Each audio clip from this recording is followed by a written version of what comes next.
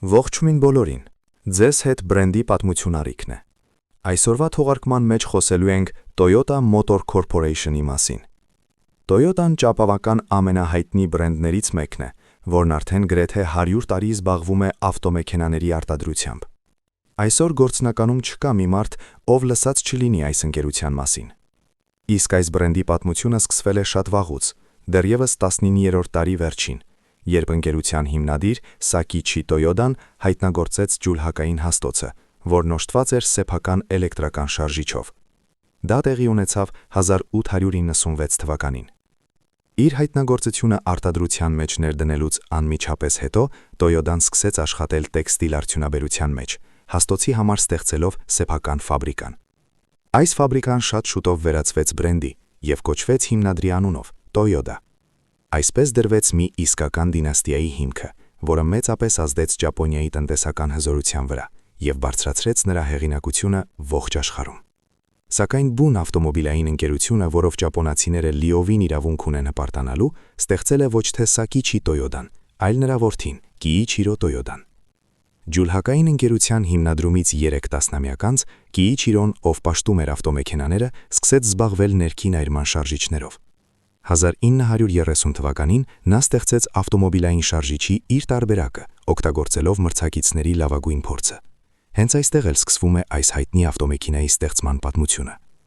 Հոր ընկերությանը կից Կիիչիրոն բացեց սեփական ավտոմոբիլային արտադրամասը։ 1936 թվականին ստեղծվում և թողարկվում է ընկերության առաջին ավտոմեքենան, A մոդելը և G1 բեռնատարը։ Առաջին մեքենաներն արտաքնապես շատ նման էին արտասահմանյան բրենդներին, ինչպիսիք են Chevrolet-ն և Dodge-ը։ Դա պայմանավորված էր նրանով, որ Կիիչիրոն որոշ ժամանակ անցկացրել էր արտերկրում և որպես հիմք վերցրել էր օտարերկրյա նորույթները, համարելով, որ սեփական ստանդարտներին համապատասխանեցումը պետք է կատարվի աստիճանաբար։ Տարիներ անց 1937 թվականին փոքր արտադրամասը վերածվում է մեծ ընկերության, իր գիտահետազոտական կենտրոնով։ Այդ ժամանակ Տոյոդան Ճապոնիայի կառավարությունից ստանում է մի քանի հազար ռազմական բեռնատարների պատվեր։ Պետական սուբսիդավորմամբ կառուցվում է առանձին գործարան Կորոմո քաղաքում և տեղի է ունենում բրենդի անվան փոփոխություն։ 1938 թվականին գործարանը վերանվանվում է Toyota, D տառը փոխարինելով T-ով։ Պատճառն այն է, որ ճապոներեն Toyota գրելիս օգտագործվում է 8 կից, իսկ 8 թիվը ճապոնացիների համար համարվում է հաջողակ թիվ։ Թեև ընկերության համար այս թիվը հաջողակ եղավ, երկրի համար ոչ։ Ճապոնիան պարտվեց պատերազմում, արդյունաբերությունը քայքայվեց, սակայն Toyota-ն կարողացել էր փրկել իր արժեքավոր մասնագետներին զորահավաքից։ Պատերազմից անմիջապես հետո արտադրությունը սկսեց վերականգնվել արագ տեմպերով։ 1947 թվականին փորձի փոխանակում կատարելով եվրոպական այնպիսի բրենդների հետ, ինչպիսիք են Volkswagen-ը և Porsche-ն, ընկերությունը թողարկում է իր նոր քաղաքացիական ավտոմեքենան SA մոդելը, որին անվանեցին Toyopet։ Նույն թվականին սկսվեց նաև BM և SB բեռնատարների արտադրությունը։ Մինչ պատերազմյան շատ մրցակիցներ այդպես էլ չվերականգնվեցին, իսկ Toyota-ն սկսեց ծաղկել, չնայած ամերիկյան և եվրոպական մեքենաների հետ կատաղի մրցակցությանը։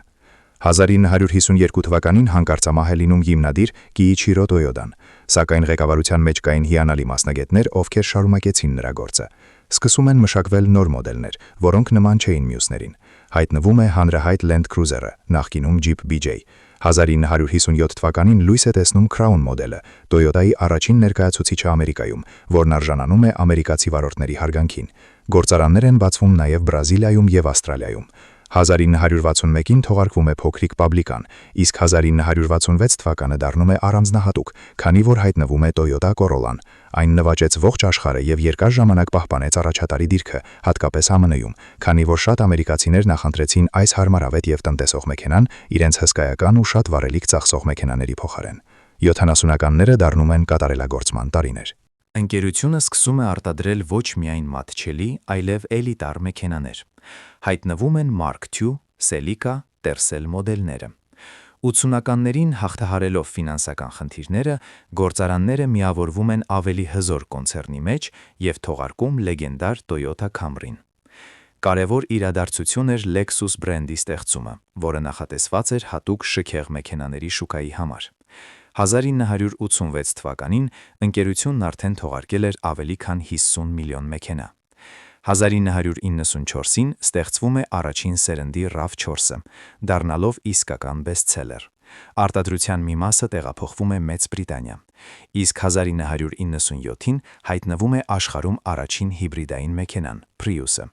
որը ճանապարհ հարթեց էկոլոգիական մեքենաների համար։